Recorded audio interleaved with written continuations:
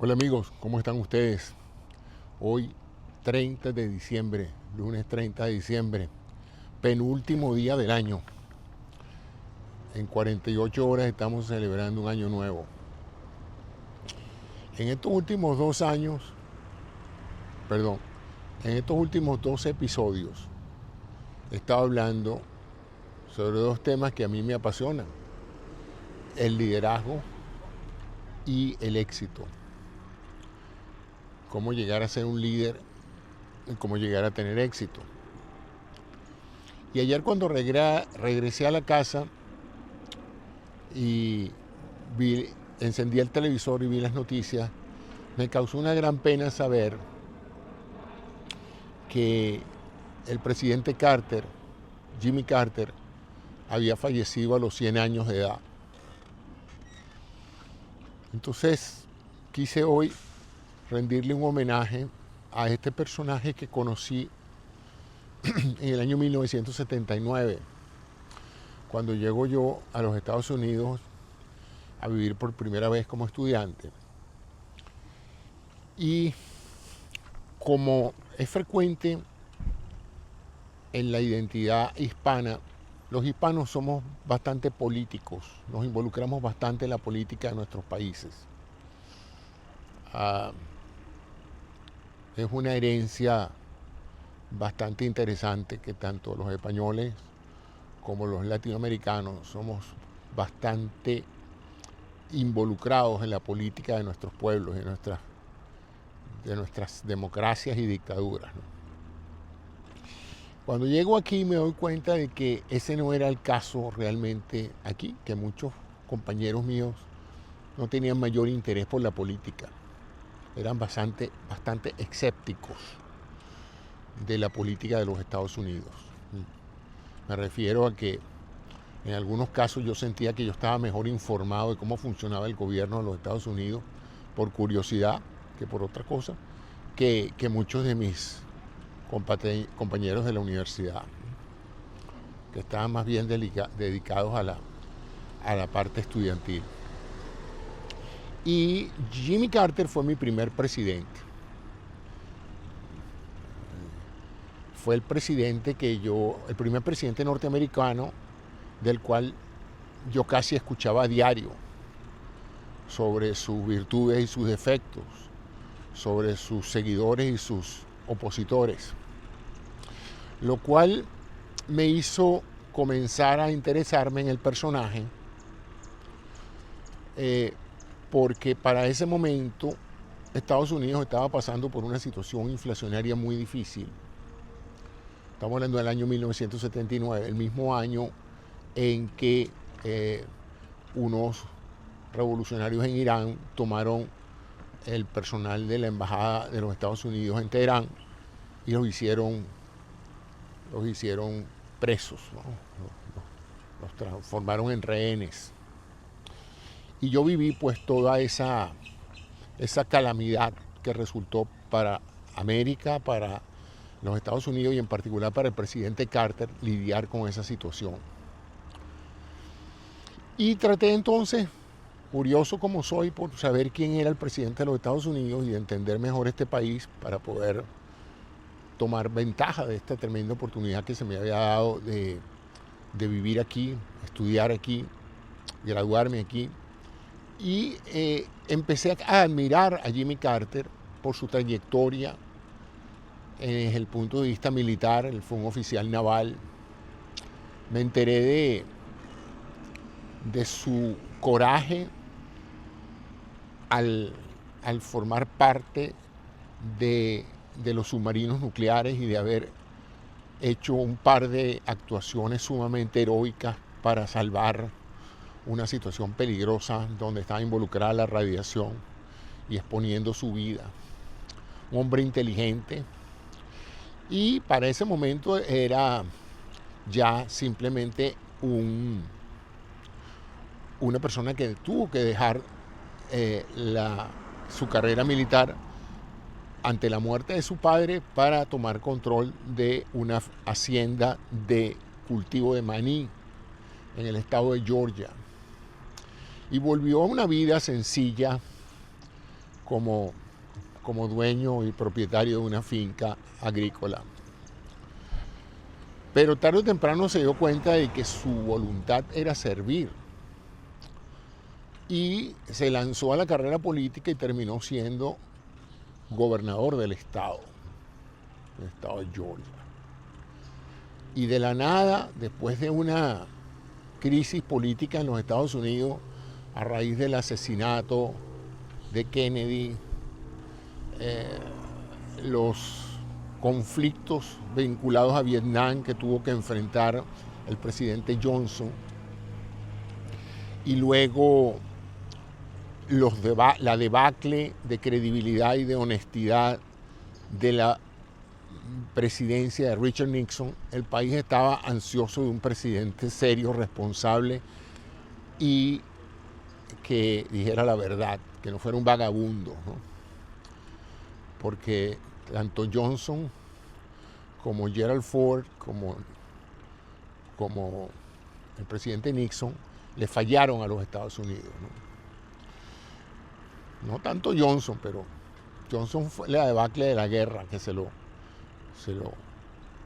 comió y terminó siendo un presidente que no estuvo a la altura de poder cumplir sus 2 mandatos.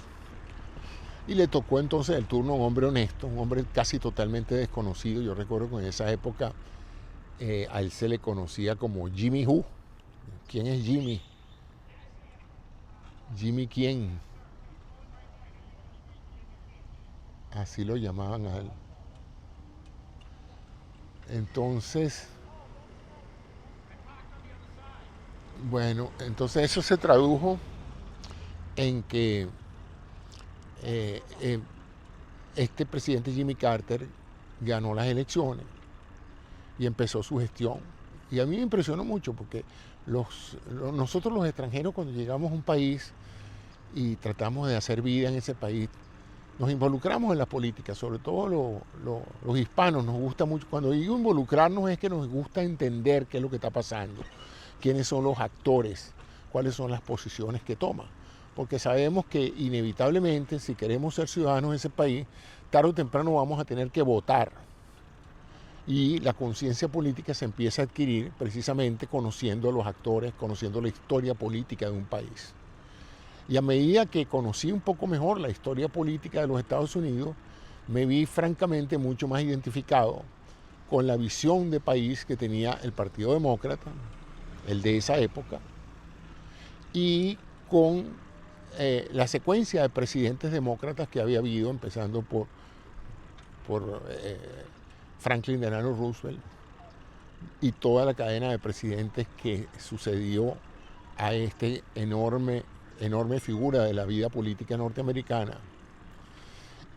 Y en ese sentido pues me sentía bastante vinculado al presidente Carter y sentí mucha pena por ver cómo no pudo completar su segundo mandato por un incidente que estuvo en cierta forma totalmente fuera de control, como fue el aumento de los precios petroleros en el Medio Oriente, que causó una inflación importante aquí en los Estados Unidos. Además de eso, el fracaso de la misión militar que se lanzó para rescatar a los rehenes también fracasó por factores técnico-militares, no por culpa del presidente. Un accidente en el medio del desierto entre los helicópteros que estaban transportando a los soldados que iban al rescate. Y eso todo se le acreditó al presidente Carter, un presidente que era un hombre bueno, un hombre pacífico, un hombre que creía en la democracia, que creía en la libertad, que era profundamente religioso, respetuoso, un extraordinario esposo con un matrimonio extraordinariamente longevo, con su esposa que siempre estuvo a su lado y fue realmente una verdadera pareja presidencial, donde él siempre se apoyó en las opiniones y en las contribuciones de su esposa Jocelyn. Entonces, para mí era un ejemplo de hombre. Y lo traigo a colación no solamente porque siento profunda pena por su muerte, pero siento profunda alegría por haber llegado a este país cuando él era presidente. Un presidente que puso paneles solares en el techo de la Casa Blanca, simbolizando su convicción de que el ambiente había que protegerlo.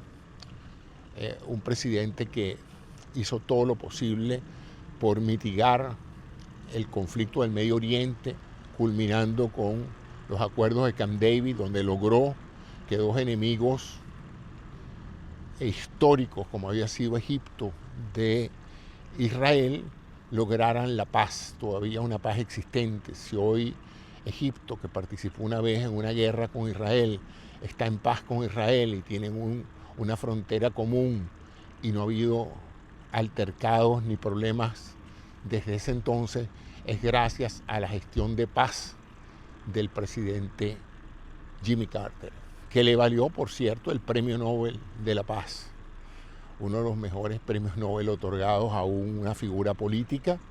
A mi juicio, fue el otorgamiento del Premio Nobel de la Paz. Y luego, no solamente a mi juicio fue un buen presidente, a pesar de que muchos americanos que se vieron afectados por la crisis económica no lo consideraron así. Fue un presidente consciente de los valores de la democracia y la libertad y consciente del rol de los Estados Unidos como promotor de la paz y la democracia en el mundo, y trabajó en ese sentido. Sino que no solamente se retira de la política como expresidente, sino que decide seguir sirviéndole a su comunidad, a la especie humana, y forma el Instituto Carter. Y desde entonces lo vengo siguiendo, porque el nombre de Carter no ha desaparecido de la política, como han desaparecido los nombres de otros expresidentes, sino que el nombre de Carter sigue resonando a nivel internacional como un hombre promotor de la integración de los pueblos, de la salud, de la paz. En Venezuela tuvo un rol importante fiscalizando las elecciones y en relación a las dos charlas que tuve en los últimos 2 días aquí en Movimiento, fíjense, es un excelente ejemplo de un hombre, de un líder moral. No fue un líder que llegó allí por la fuerza, no llegó allí por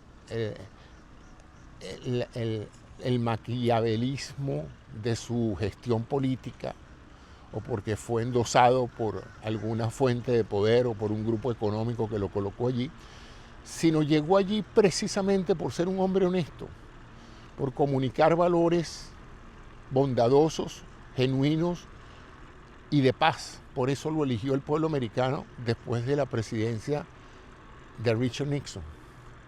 Después de haber visto ese desastre y la consecución de Ford perdonando a Nixon y manteniendo más o menos las mismas políticas, llegó este señor a abrir la puerta hacia una mejor nación, creó el Departamento de Educación, donde por primera vez el gobierno federal promueve políticas para mejorar la educación y el nivel educativo de los ciudadanos norteamericanos en general y ciertamente de los grupos más desfavorecidos, de los americanos con limitaciones de aprendizaje, etc. Todo eso lo hizo el presidente Carter. Y simplemente por un acontecimiento internacional penoso, pues no pudo ganar las elecciones para cumplir su segundo mandato. Pero dejó una huella, y esa huella todavía está allí, de que una persona totalmente ajena a Washington, que venga de un sitio, de un estado pobre, porque él venía de un estado pobre, su infancia fue en el medio de una gran pobreza. Ahora que están haciendo recuentos de su vida, dicen que él vivía o creció en una finca donde no había agua potable ni había electricidad. Entonces eso les da una idea de que es un hombre que viene de los estratos muy bajos y que cumple con el sueño americano. Un hombre inteligente, competente, bueno, buen esposo, monógamo a carta cabal, sincero, Fue el único presidente que ha prometido no mentir y yo hasta ahora no he podido conseguir a nadie que haya dicho que el presidente Carter mintió durante su presidencia. Fue un hombre tremendamente honesto con lo que pensaba y se lo comunicaba al país, le gustase o no le gustase a la gente. Eso es poco común en la política. Y como les digo, su trayectoria como humanitario después de la presidencia le valió eso. Y lo recuerdo hoy porque digo, bueno, ese es el ejemplo claro de un hombre líder, por un liderazgo bondadoso, transformativo, un hombre con visión, un hombre que la gente que lo seguía no lo seguía porque lo veían como un hombre combativo, como un hombre fuerte que impone su voluntad por la de los demás, sino por el contrario, por un hombre que lideriza ese aspecto de los humanos de querer hacer las cosas bien, de ser compasivos, de ser empáticos con nuestros conciudadanos, nuestros amigos, nuestra familia, ¿no? Un hombre sencillo, se dedicó durante mucho tiempo a aprovechar una organización sin fines de lucro que se llama Hábitat para la Humanidad, que es la mayor constructora de viviendas a nivel mundial sin fines de lucro. O sea, ellos lo que hacen es viviendas para la gente que no tiene con qué fabricar o comprar una casa. Y él mismo, no era que él prestaba su nombre para eso, él mismo iba y agarraba su martillo y su serrucho y se ponía a ayudar a la gente en forma simbólica para demostrar eso, ¿no? Un hombre que iba todos los domingos a misa, murió un domingo casualmente, y todos los domingos educaba sobre los valores cristianos. Un cristiano a carta cabal que vivía de acuerdo a la palabra de Jesús y al Evangelio. Eso hoy por hoy, en un mundo donde el cinismo religioso es evidente y donde la gente promueve un catolicismo y un cristianismo que no practica, la presencia de un líder político, un líder humanitario que era respetado en todas partes del mundo, hasta sus enemigos políticos lo respetaron. Y eso es liderazgo, ¿no? Y desde el punto de vista de éxito, hay que escucharlo hablar a él y a su familia, a su esposa cuando estaban vivas, ella murió ya, y a sus hijos, y a todas las personas que lo conocieron, para reconocer que esos fueron 100 años de una vida exitosa. Son años valiosos, no solamente para él y la familia que él fundó, sino para todo el país que lo hizo presidente y para las organizaciones que se fueron afortunadas de tener su apoyo. Así que mis condolencias a la familia Carter, y lo recordaré siempre como mi primer presidente, el presidente que me recibió cuando yo llegué, el primer presidente que lo vi yo dirigirse al público, al pueblo, tratar de conciliar posiciones, sembrar la paz y no sembrar el odio. Nunca lo oí hablar mal de un contrincante político. Nunca lo escuché gritar o vociferar o decir vulgaridades, ni antes ni durante su presidencia. Y por eso es que hoy la nación está de luto. Espero que se le hagan los honores de un extraordinario ceremonial en función de la importancia que tuvo, no solamente como presidente, sino como hombre, como ser humano.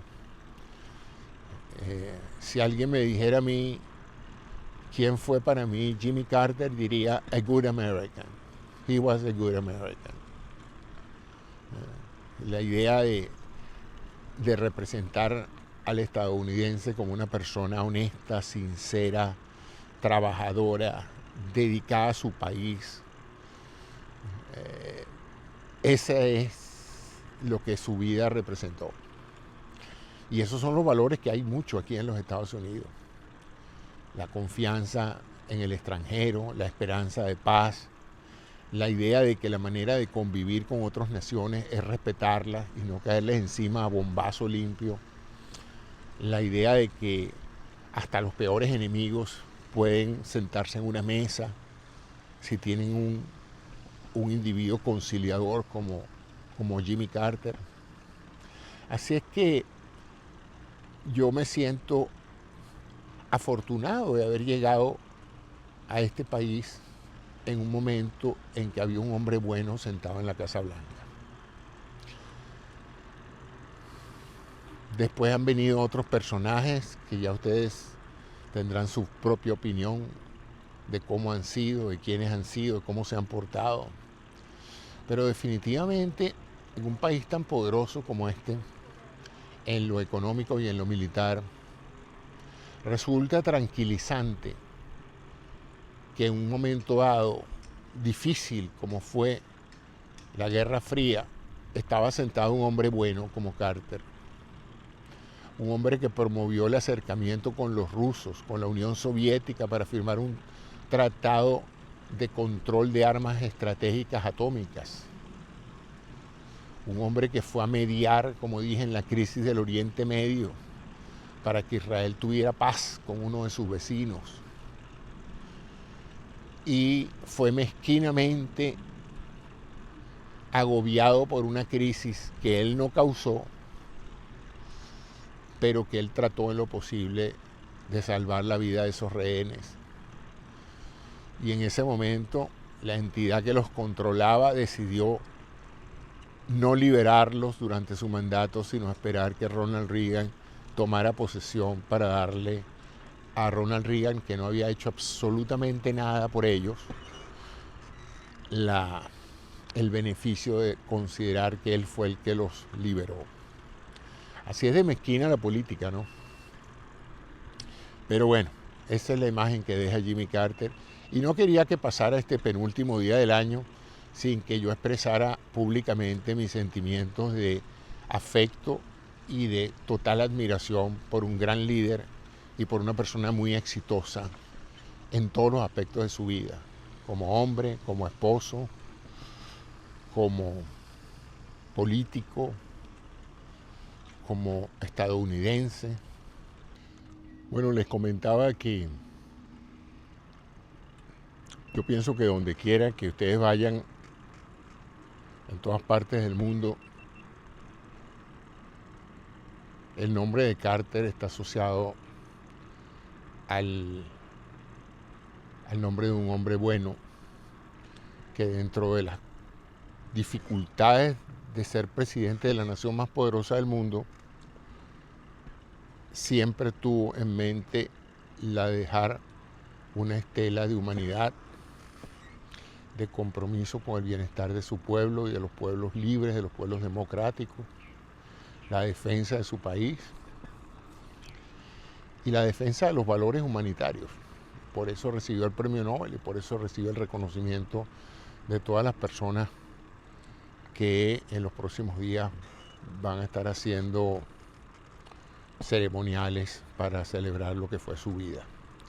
Y creo que es un ejemplo para todas aquellas personas con vocación de servicio, para darse cuenta de que si uno hace las cosas bien, si uno proyecta una imagen en su gestión política consona con sus valores religiosos, espirituales, sus valores éticos, la gente tarde o temprano lo reconoce. Aunque en el momento ciertas gestiones parezcan difíciles, pero a la larga la historia pasa a juicios sobre los comportamientos de los políticos y de muchas personas. Y por otro lado está la familia. La familia es un gran elemento a la hora de considerar el éxito de una persona.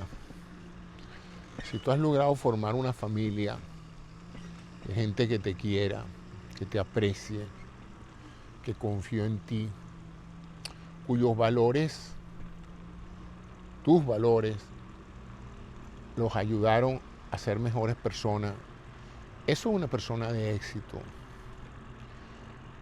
Y contrario a lo que se dice de que uno no debe basar el éxito en lo que los demás piensen de uno,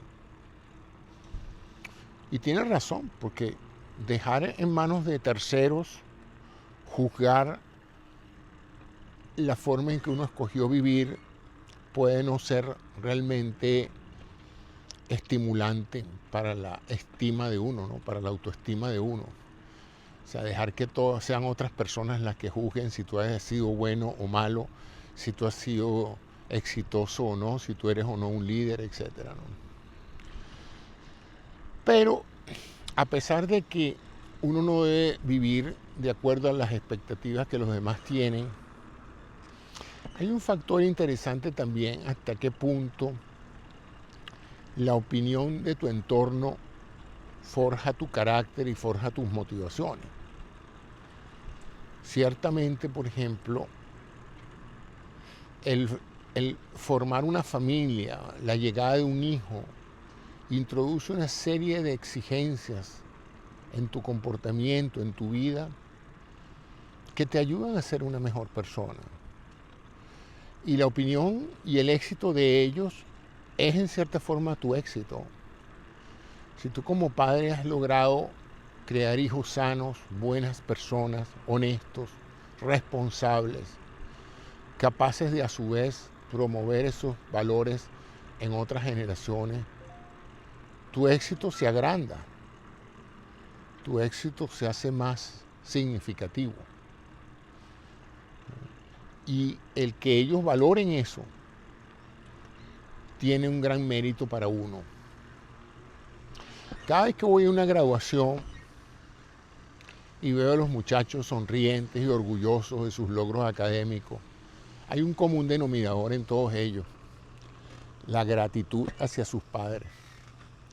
El convencimiento de que sin la ayuda de sus padres, no solamente la económica, sino la motivación, probablemente no hubieran logrado sus metas académicas. Aquellos que han visto a sus padres trabajar toda una vida para que ellos tuvieran una mejor calidad de vida material, la importancia que tiene que esos muchachos reconozcan eso a sus padres, es realmente algo meritorio y que acrecenta el éxito de la persona. O sea que, contrario a lo que muchas personas piensan, que uno no necesita que otros reconozcan las virtudes y los logros de uno. Si eso no pasa, entonces ¿cómo sabe uno que en realidad uno no se está engañando a sí mismo? ¿Cómo sabes tú que tú eres una gran persona si los demás no piensan que tú eres una gran persona? Entonces, es realmente interesante eso, ¿no?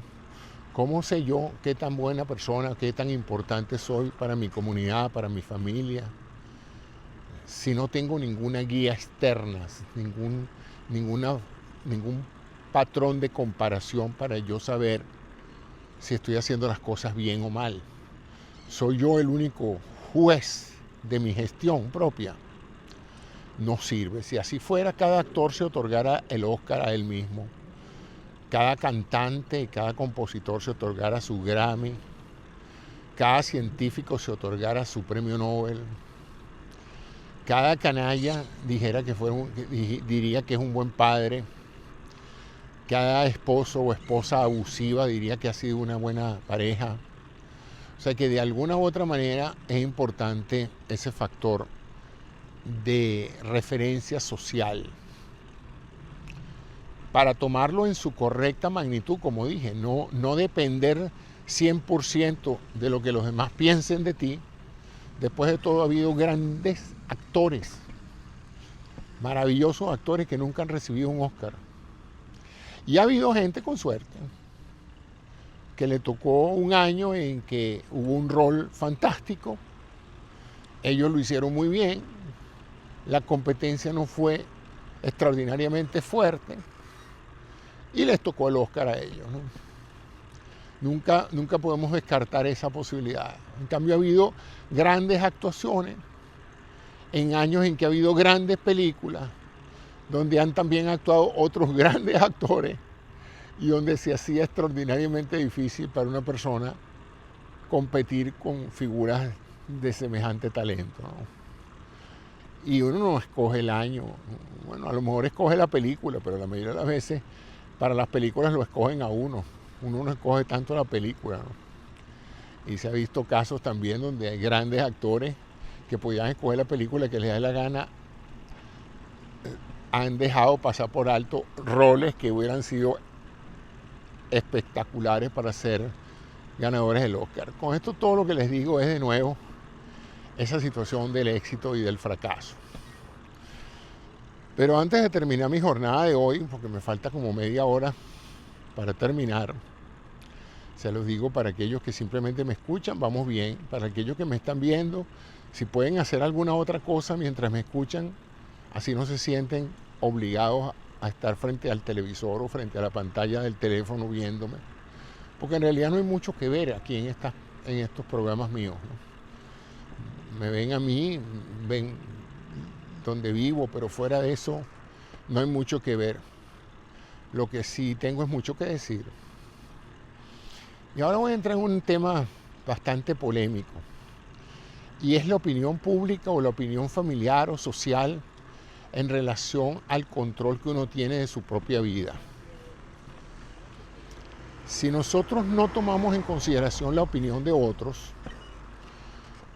podemos cometer grandes errores por el hecho de que nadie tuvo el coraje de decirnos que estábamos haciendo las cosas mal hechas, ¿no? Por ejemplo, si usted empieza a beber mucho, a consumir mucho alcohol, y nadie se atreve a decirle, mira, yo creo que tú tienes un problema con el alcohol, yo creo que tú deberías consultar con un experto en adicciones, yo te veo mal, te veo adicto a las drogas. Si la persona considera que eso no es problema, la persona adicta considera que eso no es problema de los demás, sino es un problema personal nada más, puede perder la oportunidad de utilizar ese control externo de la gente que te quiere, te admira o te ama para corregir un problema que tú tengas y que no te estás dando cuenta de que lo estás teniendo, ¿no? Y eso aplica a todo, no solamente a las drogas. La obesidad, por ejemplo. Estamos ahorita en una etapa en los Estados Unidos en que hay una epidemia de obesidad. En el pasado, un niño obeso sufría las consecuencias del bullying. Yo la sufrí. Cuando yo era escolar, yo era gordito y de mí se burlaban. Bueno, a lo mejor ustedes dirán, José sigue siendo gordito. Está bien, vale el comentario. Pero el bullying en ese momento actuaba como un factor de control, una señal de control de que mi apariencia no era bien recibida y que yo podía corregir eso si simplemente comía menos o comía mejor o hacía más ejercicio. De hecho, lo hice, bajé de peso, mejoré mi apariencia y se acabó el bullying. Aunque todavía por ahí hay mucha gente que me llama el gordo cisnero, ¿no? Pero bueno, para muchos me recuerdan como el gordo cisnero. Otros no entienden por qué en una época de mi vida me llamaban gordo porque no era gordo. Pero como en Venezuela la palabra gordo es también un sinónimo de cariño y afecto, pues no representaba mayor ofensa muchas veces. Lo cierto es que en este momento hay una tendencia a decirle a la gente que es sumamente cruel criticar a alguien que se está engordando, que está consumiendo droga, que está consumiendo cigarro, que está haciendo vaping. Cualquier crítica al estilo de vida ajeno, estilos de vida que en muchos casos son autodestructivos, como se podrán imaginar, ¿no? Es una injerencia en su privacidad y un abuso. Entonces me pregunto, y no sé la respuesta, por eso me la pregunto, si en realidad decirle a alguien que está abusando de su cuerpo y de su calidad de vida, que lleva una vida muy riesgosa, que es muy promiscuo, que no usa anticonceptivos, que no usa condones, si eso es una injerencia que debería ser evitada y dejar que la gente haga lo que le dé la gana sin sufrir las consecuencias ni la crítica ajena. Sería así como si un funcionario público estuviera haciendo un mal trabajo o se estuviera robando el dinero y uno no debería decirle ladrón o irresponsable para no herir sus sentimientos, ¿no? Entonces estamos llegando en una sociedad que está condonando muchísimo, que está celebrando la no intervención en la vida ajena, pero esa situación está promoviendo que muchas personas carezcan de esa retroalimentación de control que les permita ser mejores personas, alcanzar un peso adecuado, cambiar hábitos de vida peligrosos, etcétera, ¿no? No sé, yo vengo de una época en que decirle a alguien, mira, tu hija está gordita, significaba que el padre decía, sí, es verdad, se lo vivo diciendo todos los días. Ya no sé qué hacer para que la niña deje de comer. Eso era un comentario que reflejaba preocupación, reflejaba empatía y reflejaba que tú estabas preocupado por la hija de otro, que evidentemente iba eventualmente a desarrollar una obesidad extrema o a ser diabética, etc. Hoy por hoy, si el padre se lo dice a la hija se molesta porque eso no es problema del papá. Y si tú se lo dices a un amigo sobre su hija, tu amigo entonces te condena porque eso no es problema tuyo y eso es un comentario, un bullying, un insulto o un entrometimiento en la vida de los demás. Entonces, ¿qué pasa cuando esos controles sociales, por ejemplo en este caso del peso, se liberan y se evitan? Bueno, que a la gente no le importa comer y comer y comer y comer y engordar y engordar y engordar porque nadie les dice nada. Y lo mismo puede pasar con muchas otras cosas, comportamientos atípicos, abuso de drogas, abuso de alcohol. Entonces, nosotros venimos en Hispanoamérica en un entorno cultural donde todo el mundo se mete en la vida de todo el mundo. Todo el mundo opina, todo el mundo da consejos, todo el mundo se siente en capacidad de decirte lo que debes hacer y lo que no debes hacer. Y reconozco que eso a veces es molesto, es incómodo. Es chocante que alguien venga de ti a decirte que estás haciendo las cosas mal cuando tú crees que las estás haciendo bien. El problema es que ¿qué pasa si de verdad estás haciendo las cosas mal? ¿Qué pasa si de verdad lo que estás haciendo te va a meter en problemas? En ese caso, el consejo del vecino sería no solo oportuno, sino extremadamente útil, pero en tu política de no prestarle atención a lo que digan los demás, tú sigues cometiendo errores. O sea que los que por alguna razón hemos estudiado sistemas y conocemos lo que es un sistema de control y sabemos que en un sistema de control se retroalimenta la salida de nuevo a la entrada precisamente para que la entrada sepa que está saliendo del otro lado. Uno extrapola ese concepto de control a una sociedad donde lo que entra no sabe qué es lo que está saliendo y tenemos una situación donde el sistema se está descontrolando, está perdiendo la habilidad de saber los resultados de lo que está pasando. Entonces eso se llama retroalimentación. Y cuando la retroalimentación es negativa, que es lo que se quiere, es frenar los excesos del proceso. Entonces, si tú estás comiendo mucho y no te has dado cuenta que has aumentado 4 tallas, o te has dado cuenta, pero no pasa nada, tu vida sigue transcrita, ya has cambiado de ropa 5 veces, ya no cabes en el carro, ya no cabes en el avión, pero nadie te dice nada.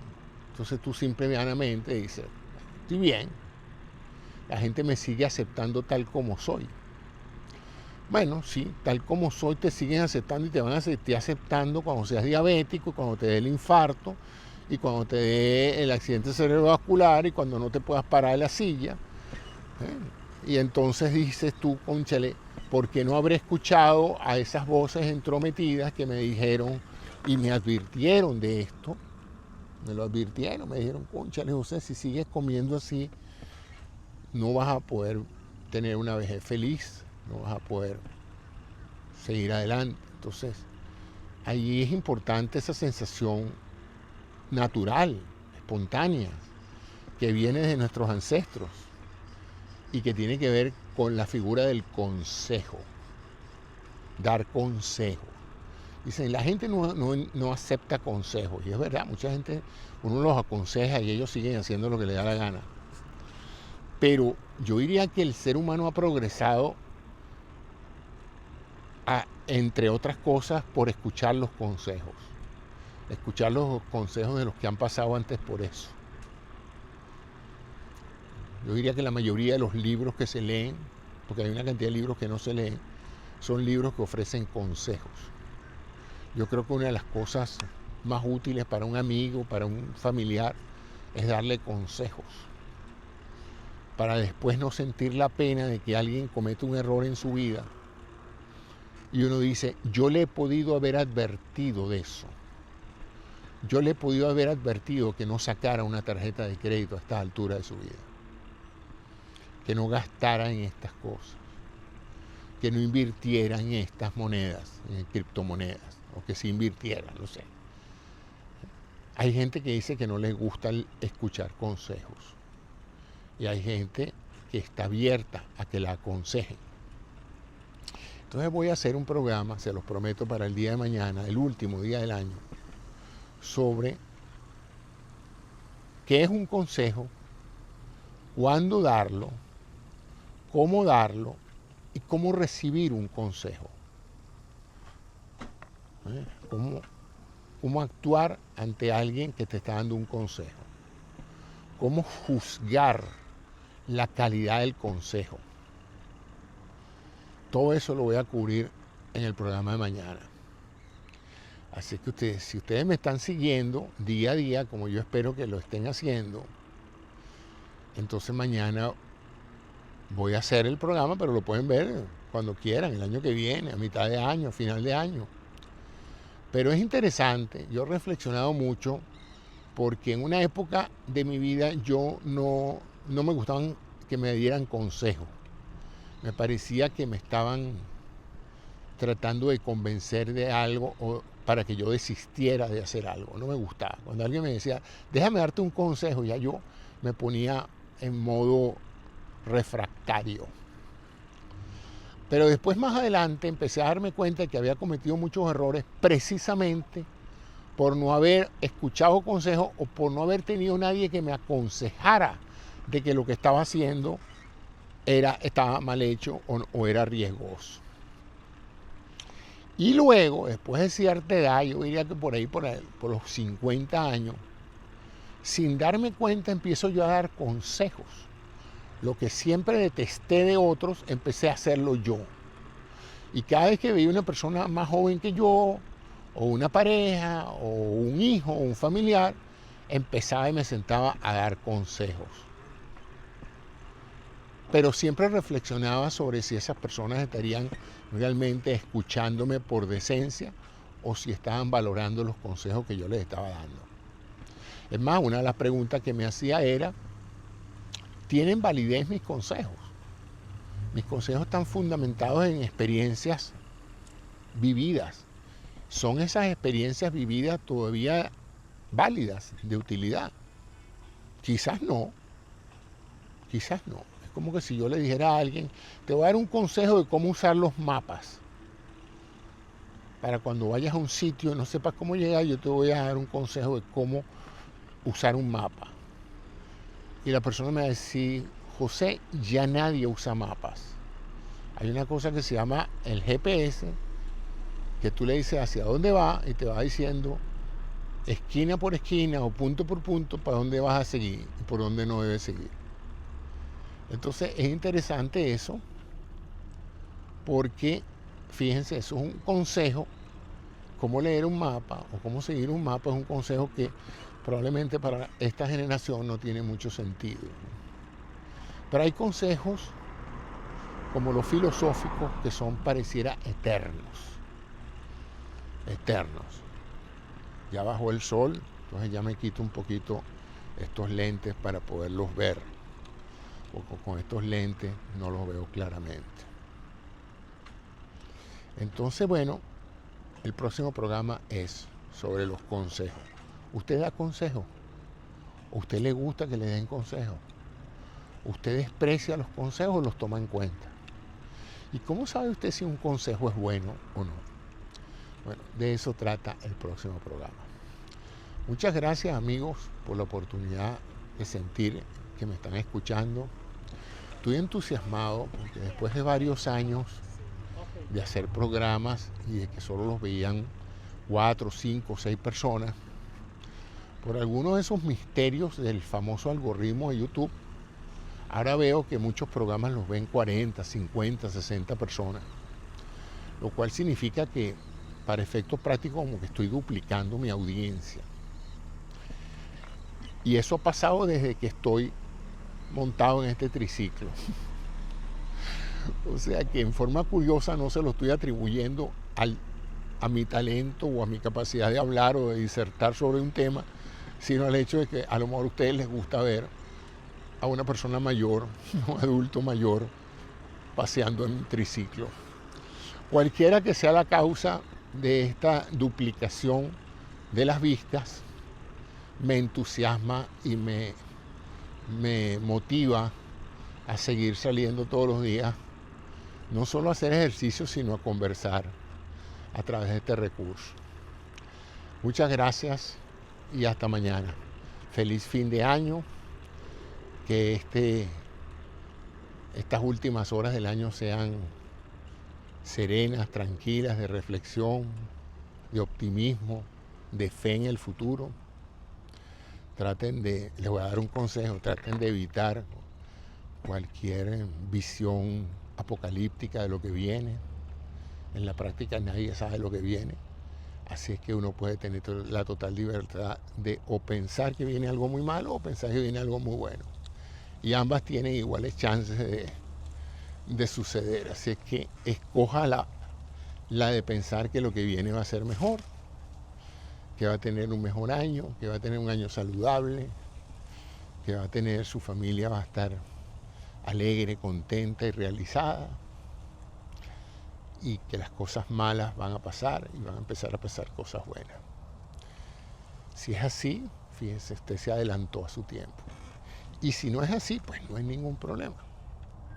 Usted sigue con lo que se llama un optimismo enfermizo, que no es una mala política la de ser un optimista enfermizo. La gran cantidad de la gente que ha tenido un gran éxito en la vida han sido grandes optimistas.